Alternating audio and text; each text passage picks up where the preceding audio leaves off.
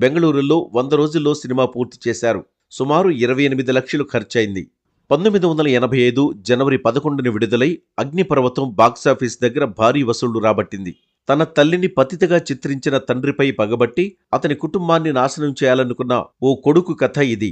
పసితనంలో గుండెకు తగిలిన గాయం వల్ల రాక్షసుడిగా మారిన జమదగ్ని పాత్ర పోషణ కృష్ణకు ఓ కొత్త అనుభవం. అగ్గిపెట్టె ఉందా అనే ఆయన ఊతపదం అప్పట్లో బాగా వెలిగింది. చంద్రంగా రెండో పాత్రను కూడా రక్తి కట్టించారు. పాటలు బాగా పేలాయి. ఇదే రగులుతున్న అగ్నిపర్వతం పాటైతే ప్రేక్షకుల్ని కట్టిపడేసింది. 1000 నంబర్ 1 పాటలో కృష్ణ 40 డ్రెస్సులు మార్చడాన్ని అభిమానులు విశేషంగా చెప్పుకున్నారు. ఇక ఈ గాలిలో పాట అయితే విజయశాంతి కొత్తందాలను ఆవిష్కరించింది.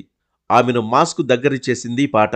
అంతకుముందు నయా కదం 1984 హిందీ చిత్రంలో శ్రీదేవిపై ఇదే తరహాలో పాట తీశారు రాఘవేంద్రరావు. ఆ పాట చిత్రీకరణకు